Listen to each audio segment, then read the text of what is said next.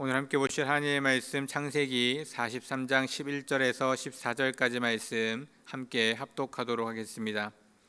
그들의 아버지 이스라엘이 그들에게 이르되 그러할진대 이렇게 하라.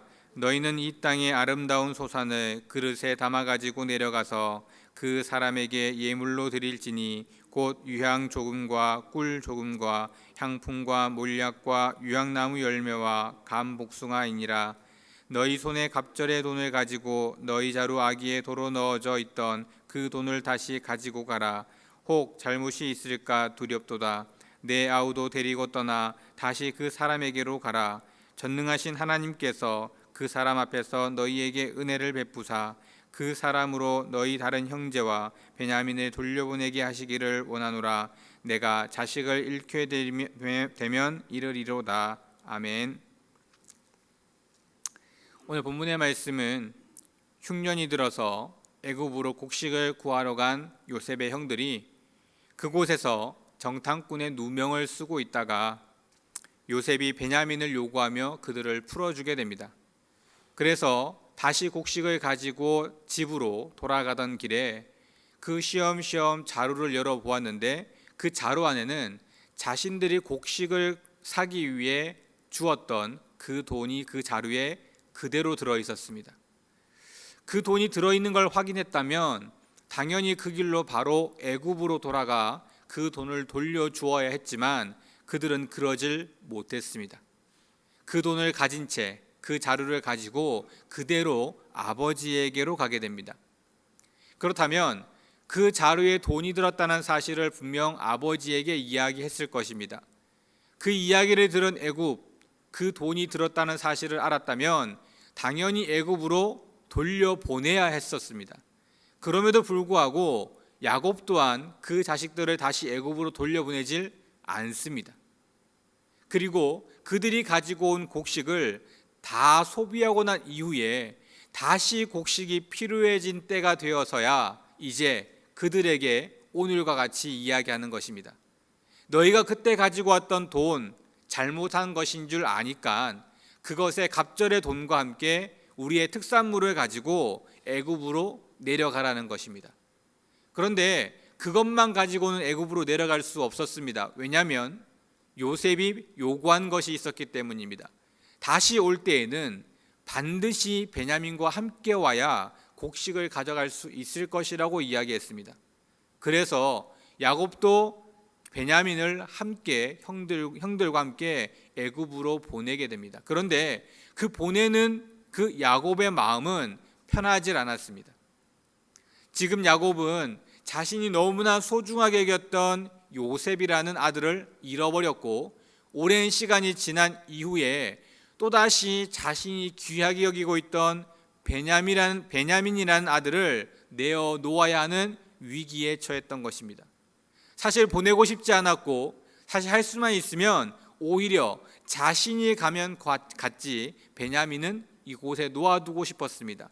하지만 그렇게 되면 자신뿐만 아니라 자신의 모든 민족이 굶어야 했기에 어쩔 수 없이 베냐민을 함께 보내는 그와 같은 장면입니다.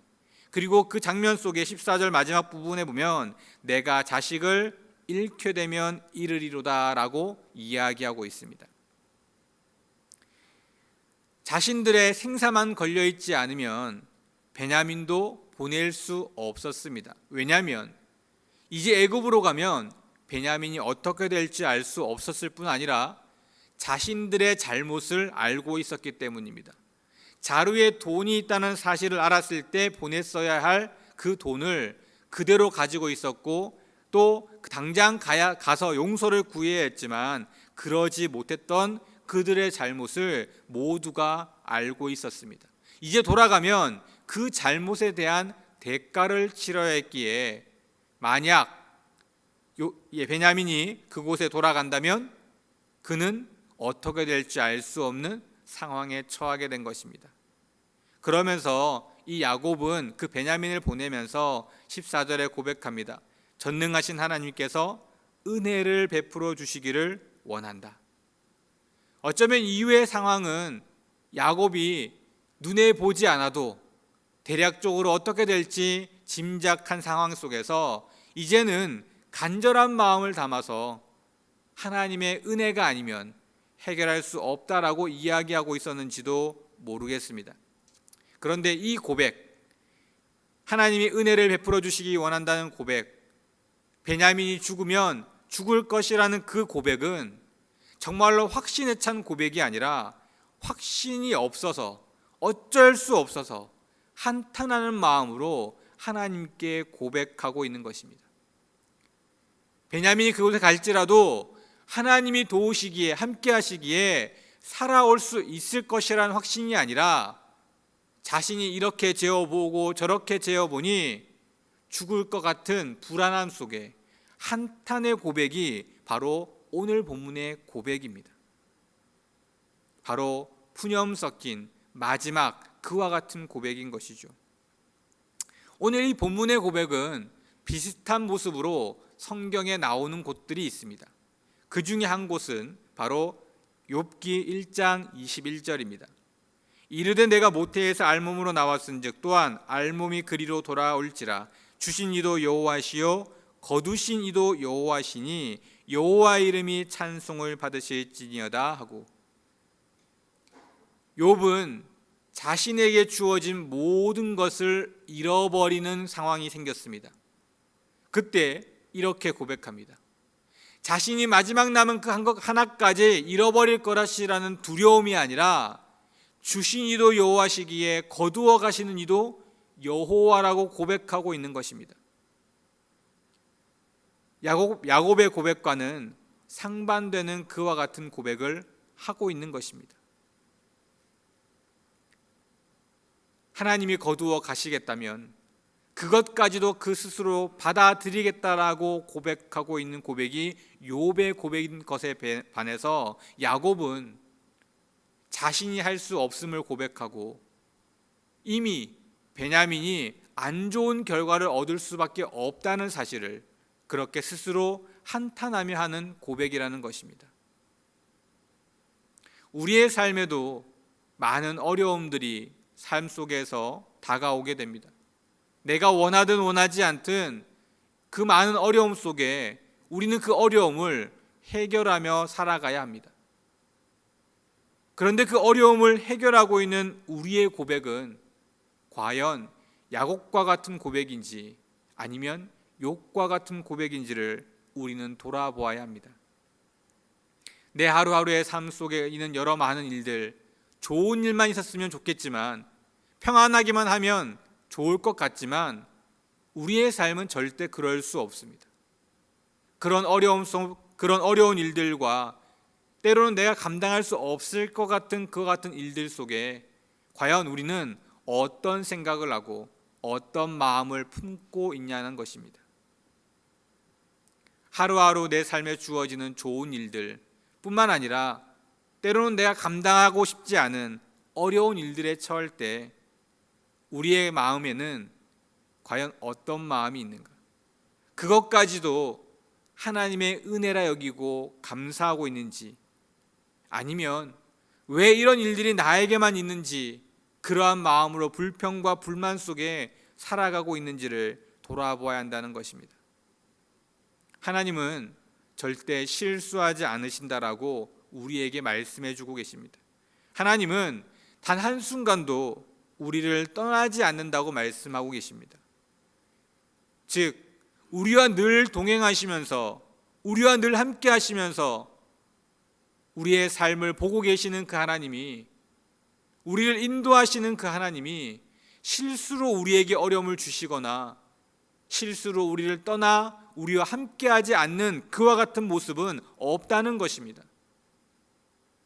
우리에게 수많은 일들이 일어날 때 그 일들 속에 우리와 함께하고 계시고 그 일들을 통해서 우리에게 바라시는 것들이 있다는 사실입니다.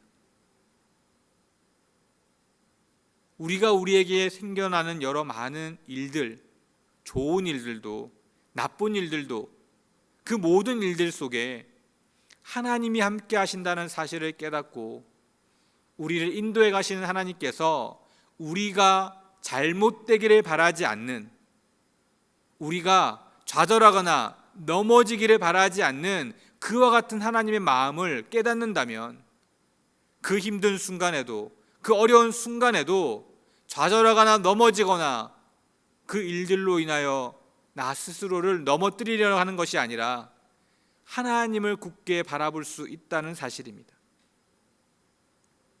어려움 가운데 하나님을 신뢰하고 바라볼 수 있을 때 우리는 하나님이 원하시는 그 일들을 또 하나님의 자녀다운 모습으로 이 땅 가운데 살아갈 수 있다는 사실을 기억해야 하는 것입니다.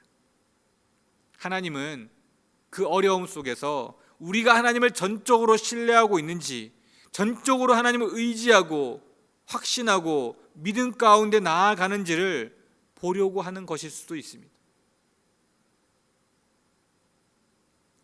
내 삶이 달라지지 않고 내 문제가 해결되지 않을지라도 우리가 하나님을 끝까지 바라보고 하나님이 온전히 해결하실 것이라는 믿음과 확신 가운데 나아가기를 바라고 계신 것입니다. 즉 우리의 고백이 야곱의 고백이 아니라 욥의 고백처럼 확신하는 마음, 그 어떤 모습에서도 흔들리지 않는 그와 같은 삶의 모습을 하나님은 원하고 계신다는 사실입니다. 오늘 우리의 삶 속에서도 여러 많은 일들이 생길 것입니다.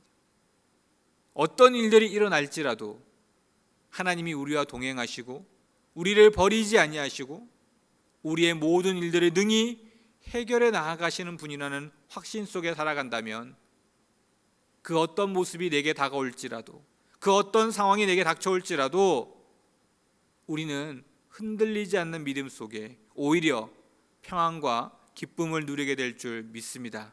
오늘 하루도 그와 같은 은혜를 누리시는 우리 모든 성도님들 되시기를 주님의 이름으로 축원드립니다. 기도하겠습니다.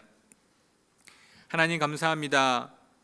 우리와 늘 동행하여 주시고 늘 우리에게 최선으로 최고의 모습을 주시기 위해 우리와 늘 동행하시고 함께 하신 하나님, 그 하나님을 기억하고 우리의 삶 가운데 그 하나님을 떠올리며 그 어떤 상황과 모습 속에서도 흔들리지 아니하고 하나님을 의지하며 하나님을 믿음으로 확신하며 나아갈 수 있는 우리의 삶과 우리의 모습이 되게 하여 주시옵소서. 그리하여 상황으로 인하여 힘들어하고 상황으로 인하여 흔들리며 상황으로 인하여 좌절하는 것이 아니라 어떠한 상황 속에서도 흔들리지 아니하고 평안 가운데 기쁨 가운데 하나님과 동행할 수 있는 우리의 삶, 우리의 모습이 되게 하여 주시옵소서. 그 삶으로 인하여 참된 기쁨을 누리게 하시고 참된 평안 가운데 세상과는 구별된 거룩한 모습, 거룩한 삶으로 나아가는 오늘 하루의 삶, 우리의 모습이 되어질 수 있도록 축복하여 주시옵소서. 모든 말씀 예수 그리스도의 이름으로 간절히 기도드립니다. 아멘.